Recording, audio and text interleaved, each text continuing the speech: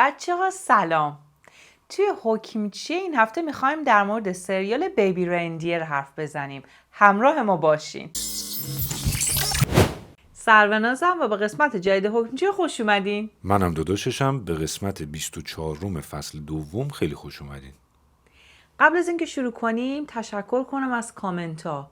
چقدر استقبال شده بود آقای کارگردان از مسئله این که این هفته قراره بیبی ریندیر رو کار کنیم.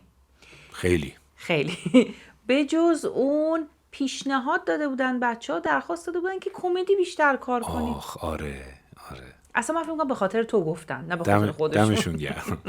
یه هشدار اسپویل نمی‌کنیم خوشگلم به ما بده. البته یه نکته‌ای هم فکر کنم می‌خواستی بگی، اونم بگو بعد دیگه بریم شروع کنیم. این آمبولانس اگر رد بشه، هشدار همیشگی بچه خیالتون راحت، ما داستان اونجوری لون نمیدیم که کیفش بره، اسپویل نمی‌کنیم.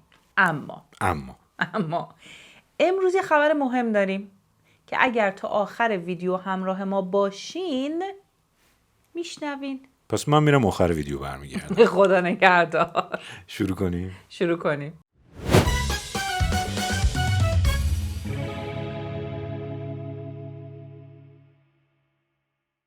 خب سروناز، سریالی که این هفته باید میدیدی و برامون صحبت بکنی چی هست؟ سریالی که این هفته قرار در موردش حرف بزنیم اسمش بیبی ریندیره. به چه معنیه؟ بچه گوزن. حالا اونایی که در کودکی گوزنو میگفتن گوزن کاری نداریم. کی؟ تو دیگه؟ من گوزن میگفتم؟ نمیدونم، شاید من میگفتم. خواستم بگم شاید فقط من نبودم، کسای دیگه هم بودن. ولی خب ببینیم مثلا این سریالی که این همه داستاندار شده چی، از کجا اومده به کجا داره میره. کی اومده بیرون؟ ببخشید من پریدم وسط حرفت. 11 اپریل اگه اشتباه نکنم، که فکر می‌کنم میشه 5 هفته پیش یا 6 هفته پیش. خب چقدر هایپ داره پس. خیلی. از نتفلیکس اومده بیرون و بچه‌ها به محض این که اومد بیرون رفت توی جدول 10 تا برترین های نتفلیکس قرار گرفت. تا جایی که من میدونم خیلی از کشورها، یعنی تو 10 تا برتر سریال که هیچی، کلن 10 تا برتر و فارغ از کتگوری هم این جایگاهی داشت. کلن تو 10 تا برتر. بچه‌ها این سریال اولا که یه مینی سیریزه، یه سیزن تمام میشه میره، 7 تا اپیزود داره. اگر اشتباه نکنم هر کدومش بین 50 دقیقه تا 1 ساعته. کار یه هفته 3-4 روز اگر قفلی بزنین یه شب تا صبح هم هست. اما از کجا اومده؟ آقایی به اسم ریچارد گد اومده این رو از روی تئاترهای 1 نفره‌ای که خودش نوشته بوده و بازی میکرده این رو ساخته. 2 تا فکر می‌کنم تئاتر بازی کرده بوده، ساخته بوده، همش در مورد این موضوع بوده و 1 نفره هم بوده، یعنی هیچ بازیگری دیگه جز خودش نداشته. خودش هم نقش اصلی رو توی همین سریال داره بازی میکنه، داره جالب میشه. کی اینو کارگردانی کرده؟ 2 تا خانم داریم، ورونیکا توفیلسکا با جوزفین بورنبوش اینو کارگردانی کردن. بازیگرهای درخشان دیگه ای داره، جسیکا گانینگو داره که حالا در مورد بازیاشون بیشتر حرف میزنیم، نوا ماو داره و چندین نفر دیگه. اما داستانش چیه؟ اون چیزی که ما خیلی سریع و تند با دیدن تریلرش میتونیم بفهمیم، تیزر تبلیغاتی. She comes to my work, my house. She sends me emails like all the time. اونو که ببینین چیزی که آنن ما متوجه میشیم اینه که در مورد یک آقاییه که بارتندر توی یک باری کار میکنه. There's a reason you're keeping her around and maybe it's what she gives you. Got really manly hands, haven't you? Chiseled jawline. Should we run away together? همزمان داره تمام سعی تلاششو میکنه که یک کمدین بشه. ما تیکه هایی ازش میبینیم که داره استندآپ کمدی انجام میده. توی اون بار با یک خانمی آشنا میشه که حالا به دلایلی دلش میسوزه، یک نوشیدنی مجانی بهش میده و آغاز رابطه این 2 نفر میشه. این باره کجاست که نوشیدنی مجانی میدن؟ اتفاقاً کمدن تاون، اگه یادت باشه. کمدن تاون؟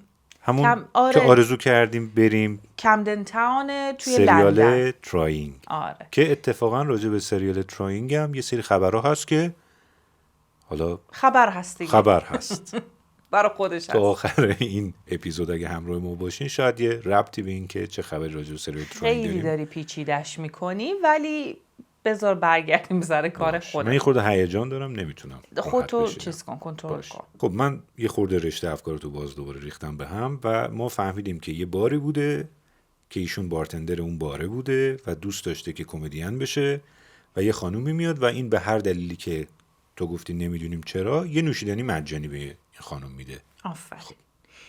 اگر که در مورد حواشیش شنیده باشین احتمالاً این رو میدونین، اگر هم نمیدونین من الان بهتون میگم این اسپویل نیست، که در واقع رابطه‌ای که شکل میگیره رابطه نرمالی نیست.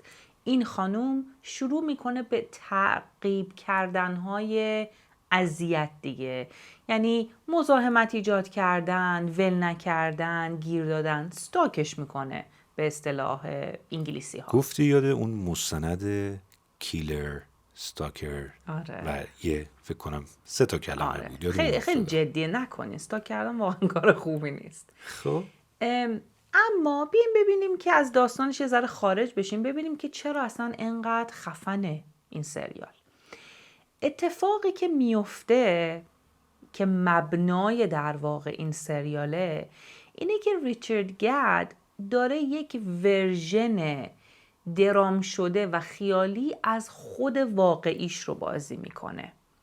اما مسئله اینه که تا چه حدش واقعیه، چون اون جوری که نتفلیکس و این سریال داره به ما میفهمونه این سریال همش واقعیه، یعنی تمام اتفاقاتش در واقعیت اتفاق افتاده. اما واقعا بحث بر سر اینه که چقدرش مشخصاً واقعیه. حالا این چیزی که خیلی جای بحث داره، جاش اینجا نیست. جاشم بعداً میگیم کجاست.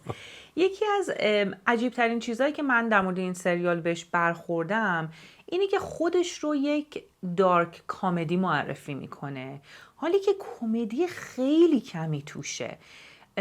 تعجب میکنم، قطعاً اشتباه نیست، من فکر میکنم آمدانه است. فکر میکنم شاید ریچارد گد برنامه‌ش این بوده که یه جورایی ما رو گول بزنه به خودمون تا بخوایم بیایم بفهمیم چه خبره. این در واقع انگار وعده یه چیزی رو به ما میده، ما درگیرش میشیم، بعد یه دفعه با واقعیت یه دونه همچین محکم میزنه تو صورتمون و به خودمون میایم میبینیم که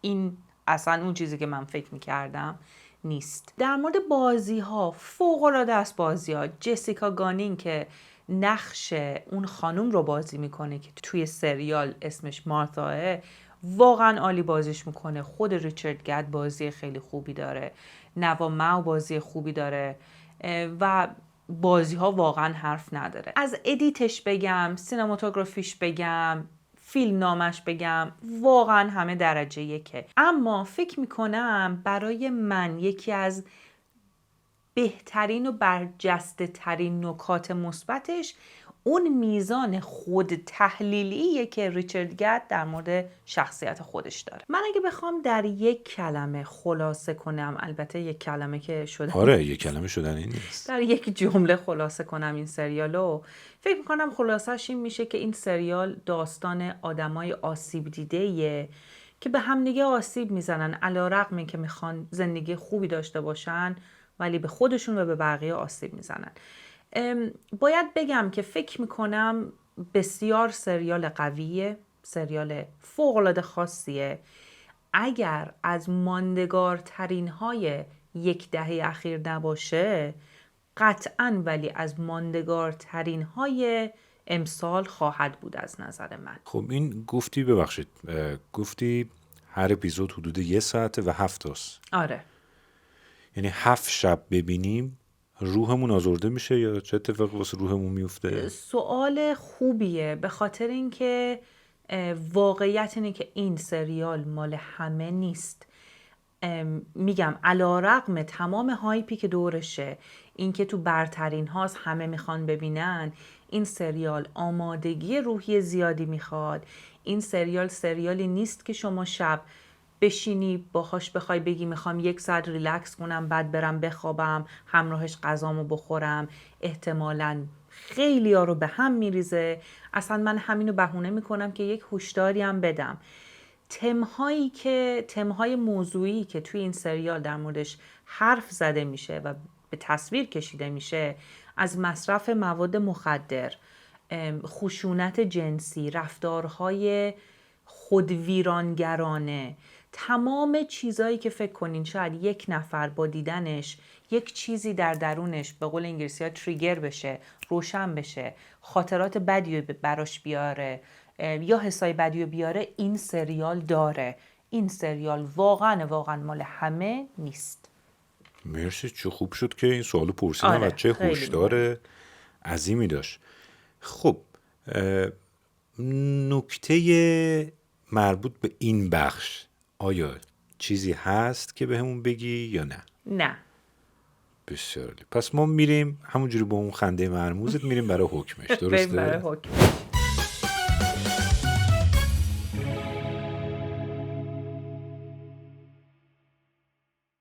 خب خیلی سریع تقریبا ما رسیدیم به حکمش و ما سراپا گوشیم. بچه حکمش اینجوریه که اگر میخواین مینی سریالی ببینین که بسیار خوش ساخته، موفق بوده و فیلم نامه خیلی جذابی داره و اگر میخواین ببینین این مینی سریالی که همه دنیا داره در موردش حرف میزنه و همه رو شگفت زده کرده چیه، به شرطی که اعصاب و روانش رو داشته باشین و شرایط روحی مناسب داشته باشین، ببینین. من واقعا فکر میکنم که شگفت زده شدم چون انتظار نداشتم لول کار انقدر بالا باشه. مشخصا اپیزودی بود که بعد از اینکه تموم شد احساس کردم مغزم سود کشیده از اینکه یک نفر چجوری خودشو انقدر خوب نه تنها شناخته، درک کرده، تحلیل کرده که بعد اون شناخت رو تبدیل به یک اثر هنری کرده. واقعا شگفت انگیزه.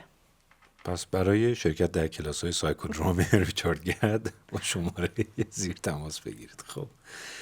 خب سوال $1,000,000 این که آیا این سریالو قطعا الان نه، مثلا 1 سال دیگه حاضری دوباره ببینی و خود ویرانگری کنی در رابطه با خودت؟ الان آمادگیشو ندارم که دوباره ببینم چون سنگین بود، ولی فکر میکنم 1 سال بگذره احتمالاً دلم میخواد با یه نگاه جدید دوباره ببینمش، چون فکر میکنم چیزای زیادی بشه از توش کشید. یعنی 1 سال دیگه بعد از اینکه 8000 بار کامل فرندز رو دیدی و کامل شست برد، احتمالاً بعد دیگه آمادگی داری دوباره بیبی ریندیر. احتمالاً آره. بسیار عالی. خب بریم برای تکالیف هفته بعدت و اون خبری که میخواستی بگی که خیلی هیجان داری.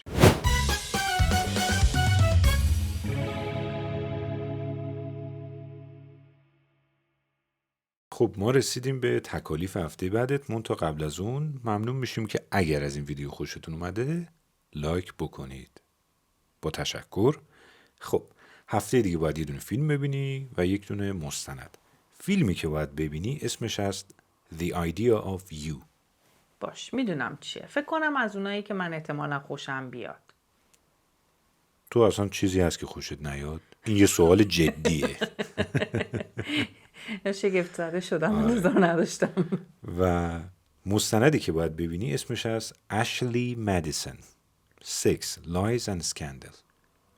خوراک خدا، این رو هم میدونم. این نیومده شده در صدر برترین های نتفلیکس در حد بیبی ریندیر و اینا. البته قطعا خیلی کمتر چون مستند اونقدر جذابیت برای آدما نداره، ولی هایپ اونم زیاده. جالبه. تو به اون فکر میکنی. من همینجوری که داشتم میخوندم میگفتم اینو چجوری رو تامنیل بزنم. دقیقا میدونستم داری به این فکر میکنی. بذار بهت بگم راهش اینه که فقط شما اشلی مدیسن رو بزنی، اصلا نگران نباش، همون کافیه. بسیار عالی. و اما خبر آقای کارگردان میخوای بگی یا من بگم؟ نه تو بگو. من بگم. خب قضیه از این قراره که کامنت میگرفتیم تعدادی که آقای کارگردان چرا نمیذاره سروناز صحبت بکنه. واقعا چرا؟ و این شد که ما تصمیم گرفتیم یه فضایی درست کنیم که سروناز بتونه یه خورده صحبت بکنه. چون نه که- بند کافی صحبت آره، نه که نمیکنه. اینجا صحبت نمیکنه. و برنامه قراره لانچ بشه بله. به اسم حکم پلاس که اواسط هفته میاد بیرون. حالا روزش رو دقیق هنوز نمیدونیم، ولی اینجور نیستش که جمعه به جمعه مجبور باشید که منتظر بمونید. وسط هفته میاد بیرون و اونجا سروناز میخواد یک سری مسائل رو یه خورده بیشتر باز بکنه و یه سری حالا چیزها داره که باید ببینید تا متوجه بشید. آره یه ذره سکشنای دیگه هم داره، اما علت این که این اپیزود مخصوص به بیبی ریندیر هم کوتاه‌تر از اون چیزی بود که احتمالاً خیلیاتون از من انتظار داشتین اینه که ما برنامه اول حکم پلاس یا در واقع اپیزود اول حکم پلاس رو میخوایم اختصاص بدیم به تمامی حواشی بیبی ریندیر. مشخصاً جداش کردیم چون اونجا داستان سپویل میشه، لو میره. ما میخوایم از شما وقت بگیریم که شما برین ببینین سریالو با فکر باز و آگاهی از اتفاقات توی سریال. بیاین اونجا میخوایم مفصل بشکافیم داستانو. بسیار عالی. دیگه پس 7 ساعت بچه‌ها وقت دارن که پشت سر هم بیبی ریندیر رو ببینن. بچه‌ها مرسی که همراه ما بودین. جای دوری نرین چون ما 3 روز دیگه 4 روز دیگه ماکسیموم چیزی تو این حدودا با حکم پلاس برمیگردیم. خداحافظ.